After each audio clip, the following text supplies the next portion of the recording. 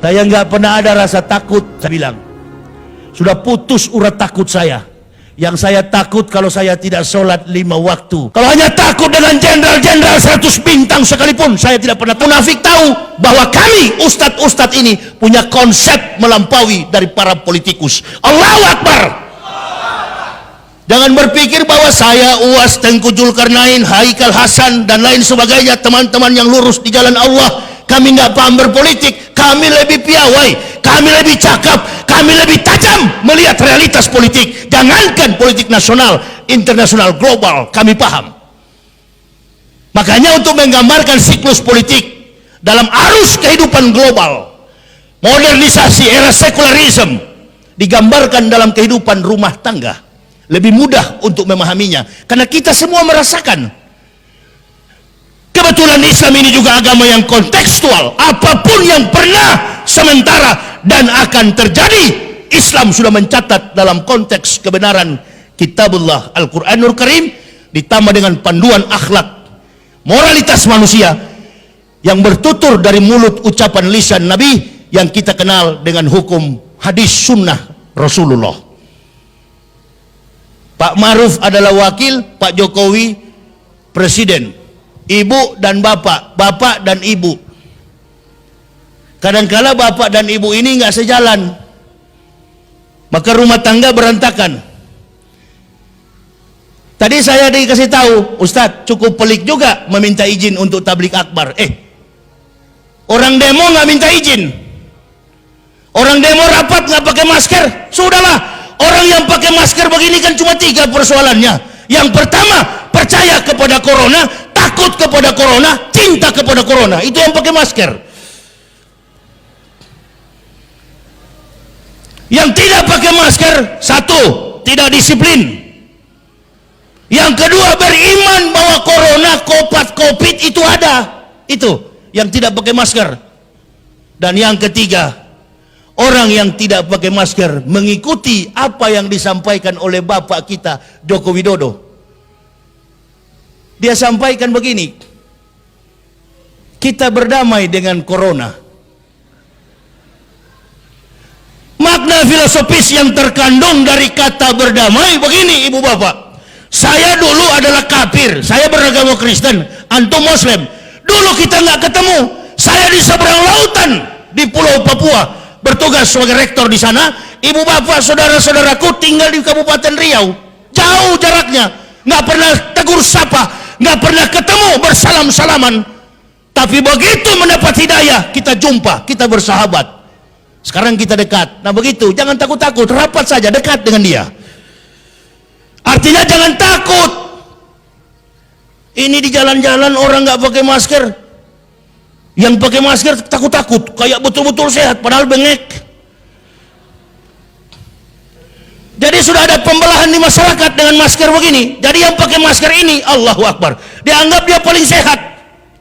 Yang tidak pakai masker dianggap penyakitan. Awas.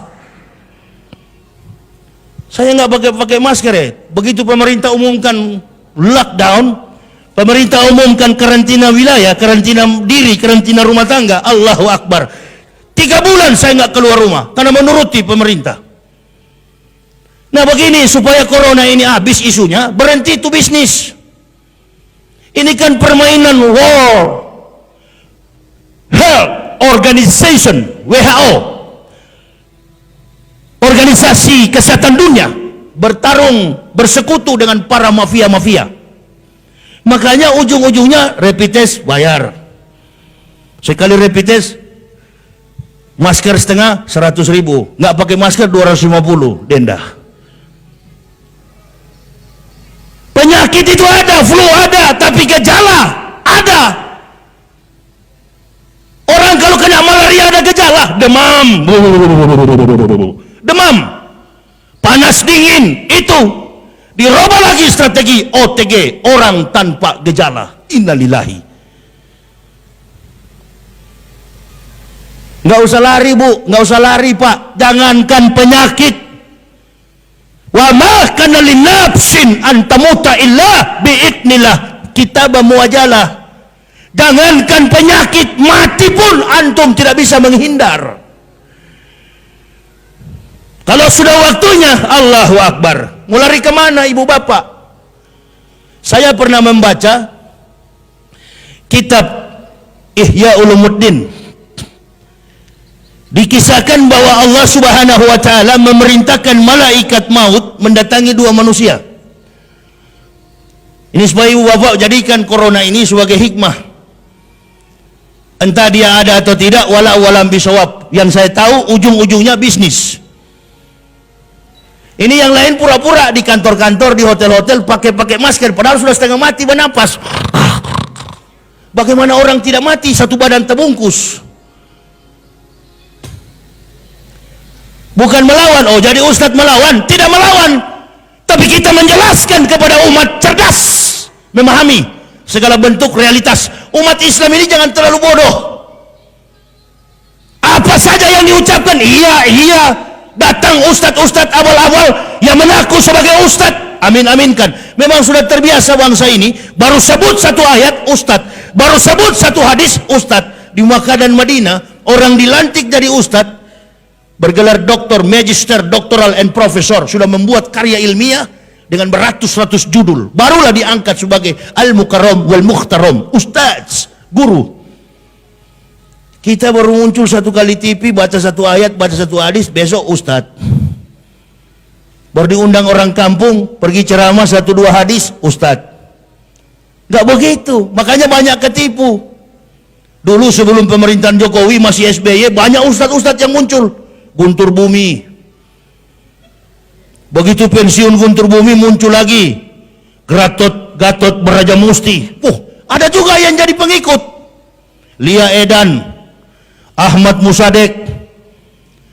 Inilah saya bilang, umat Islam terlalu lemah, tak punya prinsip.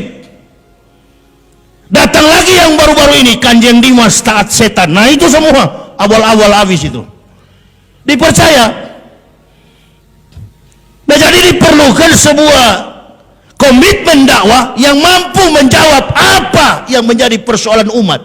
Giliran kali ini adalah pandemik COVID-19. Karena ini jadi perpecahan di tengah bangsa juga. Ada yang disuruh push up, ada yang disuruh lari, ada yang disuruh sapu, ada yang disuruh bayar. Penuh saya punya HP itu, jemaah bertanya, Ustadz, bagaimana menjawabnya itu?